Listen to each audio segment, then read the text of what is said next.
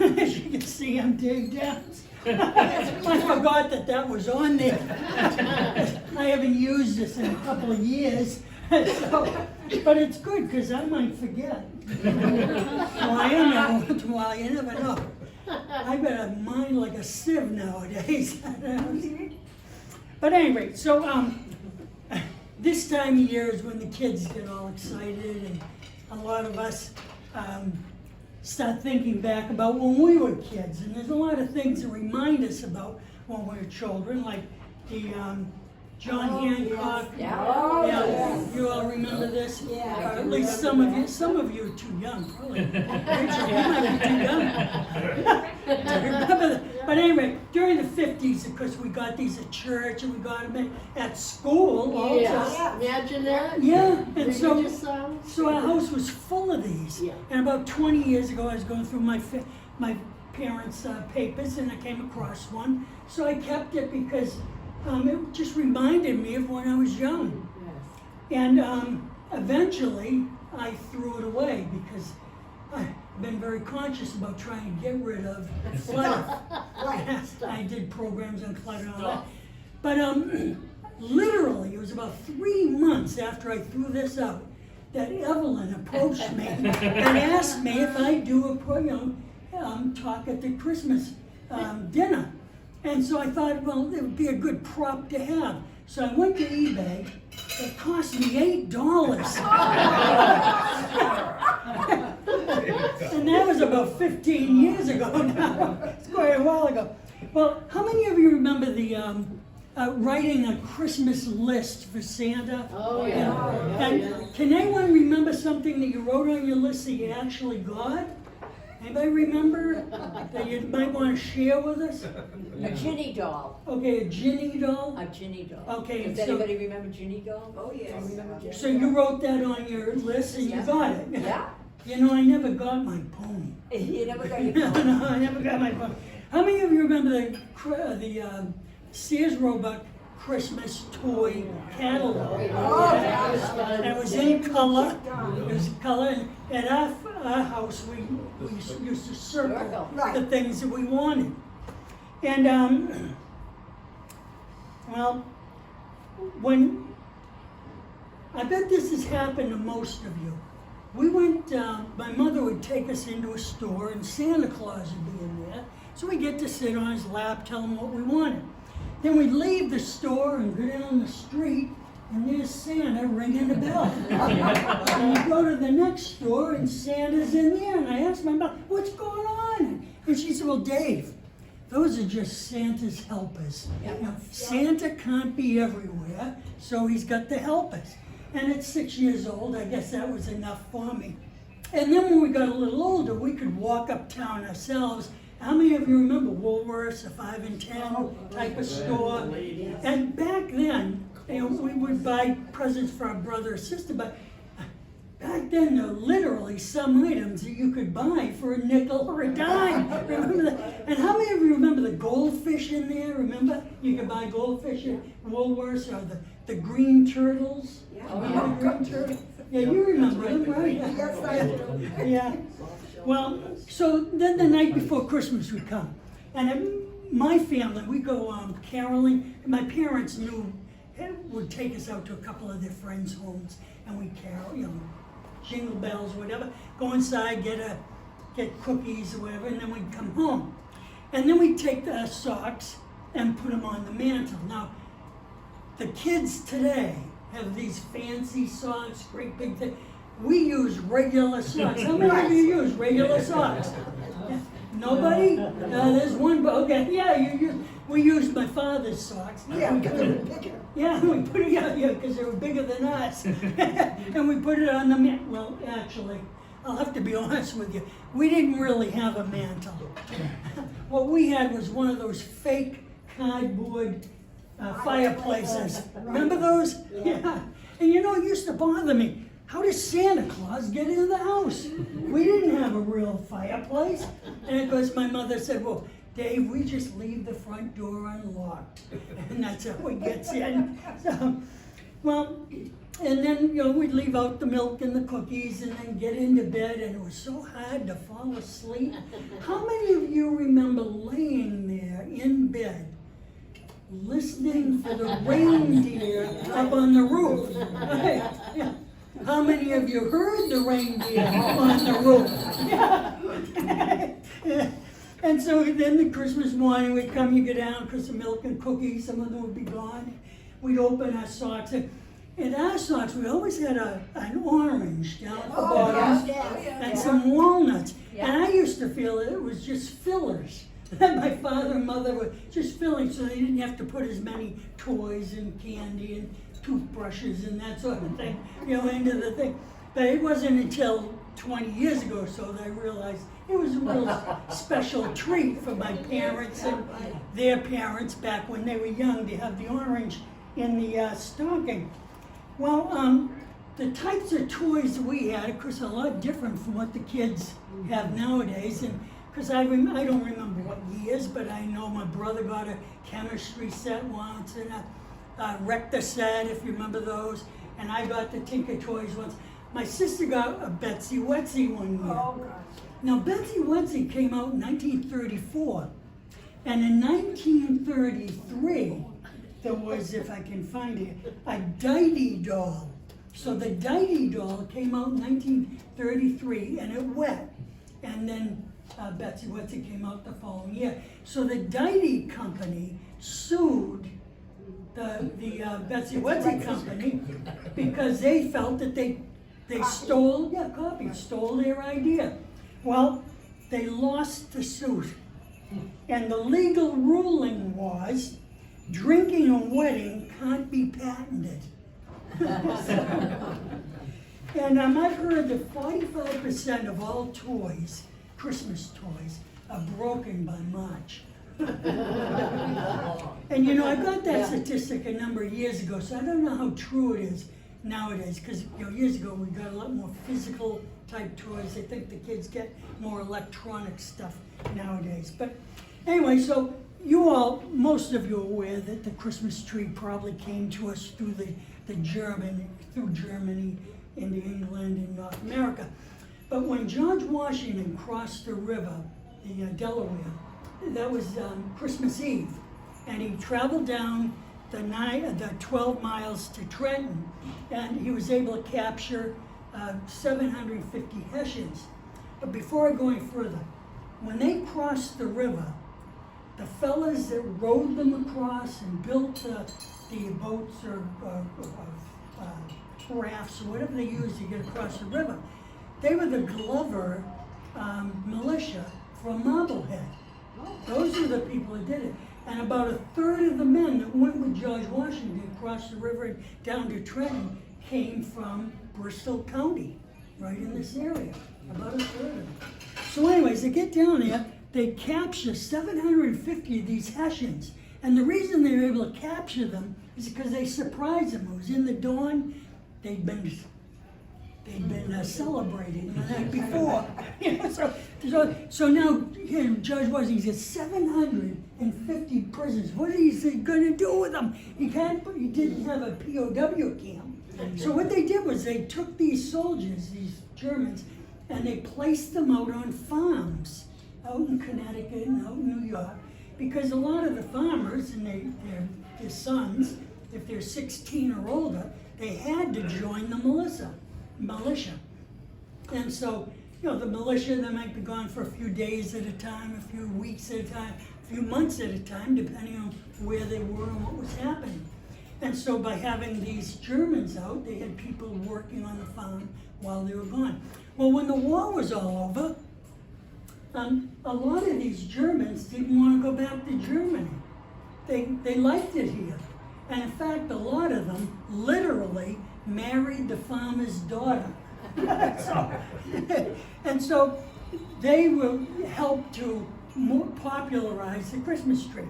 And by the 1840s, Queen Victoria, she popularized the Christmas tree. This is a woodcut from Thomas Nast, who was an American, but there are several woodcuts of her celebrating Christmas with the Christmas tree with her husband. And Well, anyway, so she was like a superstar, everyone wanted to do what she did, and so that popularized the Christmas tree. Well, when I was a little boy, I'm pretty sure that the average Christmas tree was around $2. I'm not positive. You know, I tried asking Siri, and she only gave me false Christmas trees, not the real ones. I couldn't find out, but I'm pretty sure it was around 2. And Don Adawino, he was my neighbor. They had the biggest, most beautiful tree you could have. It filled up about a quarter of their living room. It was a $4 tree. And his mother used to take it seemed like she took every single piece of tinsel and set individually on all of the days. How many of you had trees like that? Oh, yes. Well, I have them now, yeah. One at Sure. a time. Yeah, well, over at my house, we had the Charlie Brown tree. It was a $1.25 tree. And my brother, sister, and I, we just throw the tinsel onto the tree. And what it made worse was, after Christmas, our neighbors would throw the trees out, and a lot of them didn't bother to take the tinsel off. And back then, it was the metal tinsel. How many of you remember the metal tinsel? Yeah, so my brother and I would take them off and bring them back home and put them in a box to save for the next year. And they get all tangled up and they get knotted up, and we just grab the tangles and knots and throw them on the tree. My parents would never get the tree until about a day or two before Christmas, like the 22nd, 23rd. And it bothered the heck out of me as a kid. Because, having a Christmas tree before Christmas is so much better than having it after. It loses the pizzazz, doesn't it? Yeah, so I asked my dad, why did we wait so long to get the Christmas tree? He said, well, David, we don't want the tree to dry out before New Year's, and we want to have it for Christmas and for New Year's. Well, it sounded logical and everything, but secretly, I believe he was waiting for the prices to get out. And we used to have Christmas parties at the church, local church. It was just down the street, 2 blocks down the street. So my parents were very active in it, and a lot of the neighbors went to the church, and so all the kids in the neighborhood, we all went to the Christmas party the Sunday before Christmas. Now, when the party was all over, I don't remember the exact words, but my minister must have said to me something like, David, are you ready for Christmas? And I must have retorted, no, we don't have our Christmas tree yet. And so he said, well, look, we've got a tree right here. We're going to be throwing it away. I've got one at the rectory. I don't need this one. Why don't you boys help us get the decoration? You can take it home. Well, my brother and I were tickled pink. So we helped take off all the decorations, and we put it under our arm and marched the 2 blocks down to our house. I got into the house and told my parents how we got it, and my father almost hit the roof. They'll think we're poor!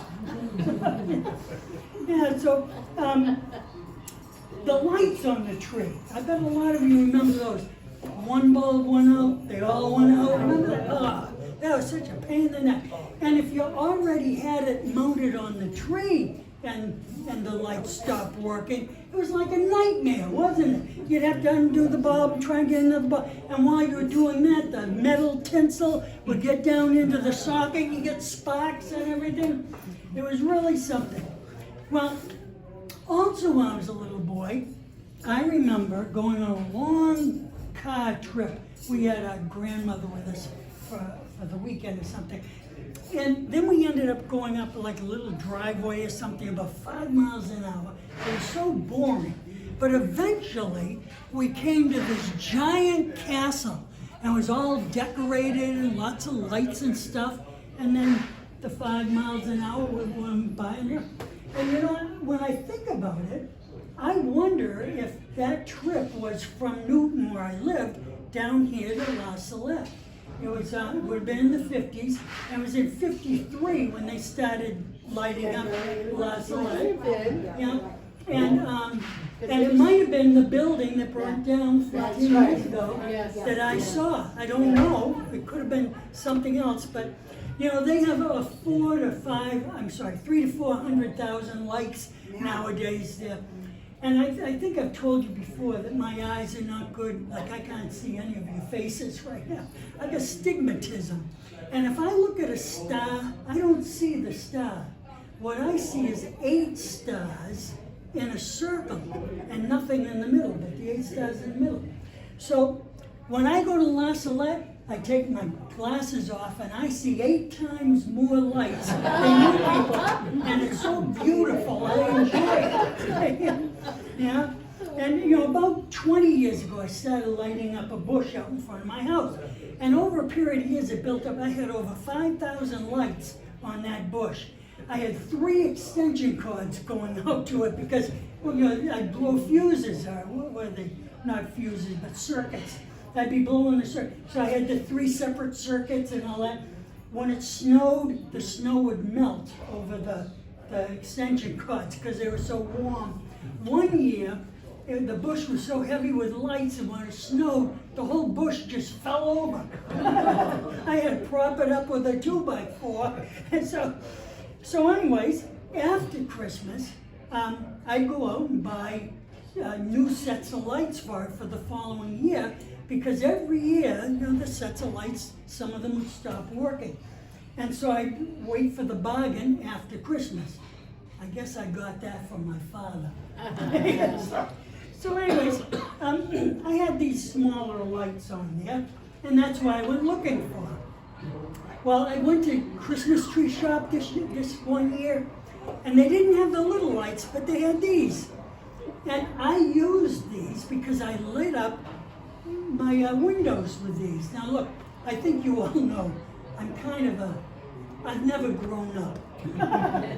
I taught 3rd grade, I don't know. So what I do is, see, I put my orange lights in. Then the next week I put green lights in. Then the next week I put blue lights in.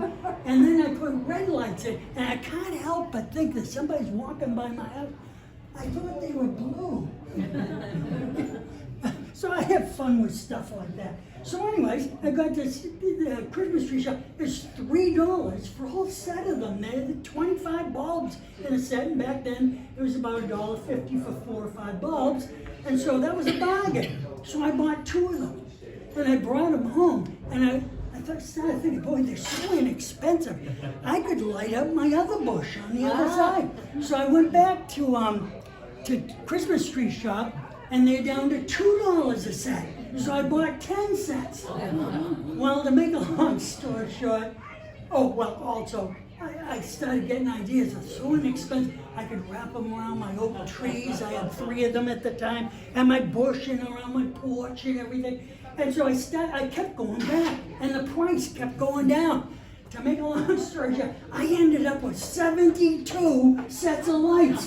72 sets of lights. And it was around that year that I started using, I got a hold of one of these. It tells you how much electricity it is. So I hooked it up to the 3 extension cords I had for my bush. I realized for the first time I'd been spending about $50 to $100 for electricity just to light up my bush.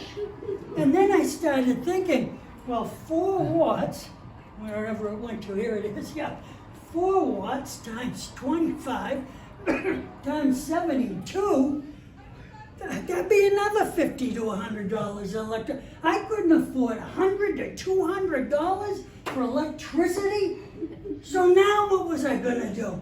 I had a shed full of lights.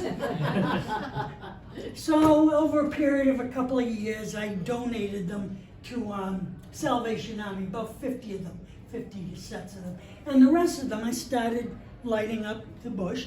I'd light it with blue lights for Christmas. And then for Valentine's, I'd change them to red. And then for St. Patrick's Day, I'd take the red sets off and I'd put the green sets on. Well, you know, after a couple of years of this, of putting the sets on, taking the sets off, putting the sets on, every month or 2, I started thinking there has to be an easier way. What if I leave the sets on there? And all I have to do is change the bulbs. do you know how long it takes to unscrew 200 bulbs and to screw in 200 new bulbs?